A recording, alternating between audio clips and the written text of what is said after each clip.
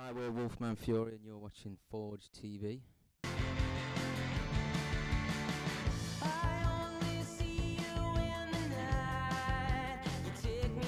So your next up and coming gig is Tramlines. How does it feel to play such a Sheffield staple? It's really good because to say that we only launched in November, we got booked straight away for it. And we're on the initial post that came out. So to say that we're just starting out, it was a really good boost for us to sort of get booked for that. Definitely got your foot in the door. Yeah. And I think obviously for Sheffield it's such a great thing, and it's a great platform to get new fans, I guess. So yeah, we're looking forward to it. I think it's great that it's our first festival, and it's Tramlines. Obviously means a lot to us being a Sheffield band. So you're playing on the Leadmill stage. What does that venue mean to you as well, growing up in Sheffield? It's by far the best venue we've still got in the city. I mean, we've had new ones like the O2 crop up, which it's got its good sides, but I think Leadmill's obviously got a lot of history. 25 years, is it? 25 years, yeah. So obviously some seriously big names have gone through them doors. And I think it's just generally, with it being an independent venue, I think it's got more of a, organic feel to it. And probably as a band that's quite homegrown, you can relate to the message they try and put across. Yeah, absolutely, yeah. So Tramlines isn't the only festival you've got planned this year, guys. Tell us a little bit more about what else you're doing. We've just been booked for Why Not Festival as well, which is actually quite near to where me and George grew up. So I've been to Why Not Festival like probably 5 or 6 times now. So yeah, that'd be really good. A little bit surreal playing to where you were standing. Yeah. I should have a few mates there as well that are going to the festival, so that'd be cool. Yeah.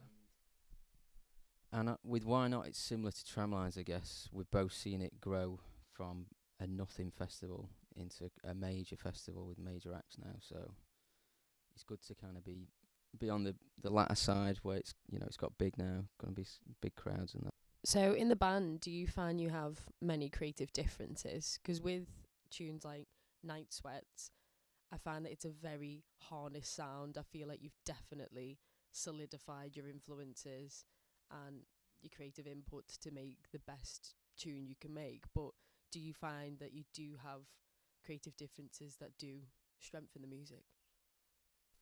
Everyone's got their own taste, but I guess we've kind of hit a real good formula as a band. So people bring ideas in rather than full songs.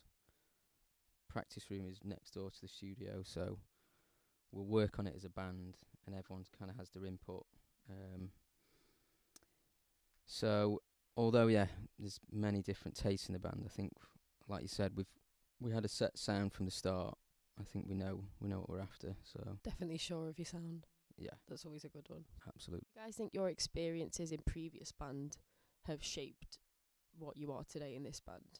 Do you think that you've definitely had lessons learned and this time you're polished and you're ready?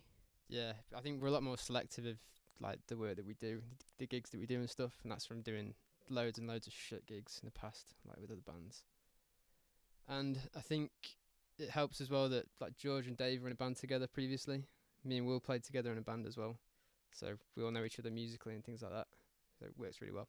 Don't tread on each other's toes musically, like No, not too much. We're a gang. Yeah, good team. a gang. That's good. Wulfman Fury gang.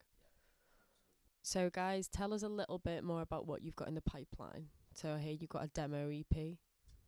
So we finished a run of gigs about a month and a half ago, and then we've just decided to solidly write and record. So we've been rehearsing next door, getting a good idea, bring it in here, and we've demoed up 6 brand new tracks, which we're about a week or 2 away from finishing.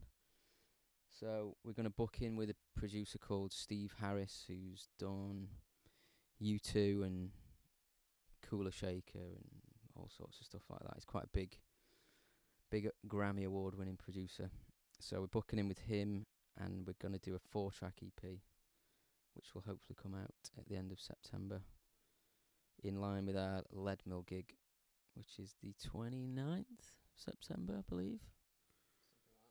I think so, yeah. So the studios we're sitting in is Foxden Studios. Tell us a little bit more about what this studio means to you. I took on this building about 4 years ago and built the recording studio as a business, but also to start my own project. Recording is expensive, and you often don't get it right first time. So if you go off to a studio and spend 250 quid a day and come out and you're not happy, you've got to go back in and spend more money. So I kind of built it so I could start this project, which became Wulfman Fury. And we've got the freedom, we can just come in an evening, pop a bit down, or book in a weekend. We don't have to pay any money, and I think it kind of shows that we've got a bit more time than some other bands, I guess. I guess it's determination as well. You know exactly what you want from something, and you might go up and you might feel a bit rubbish and think there's no tune's going to happen today, and some days you might be full of them. And Absolutely, yeah. And I live 10 seconds away, so like you say, the creative spark doesn't just come like that. You can't just turn up and do it. So sometimes if you're at home and you start writing an idea, I can whiz down here at 1 in the morning and get in the studio.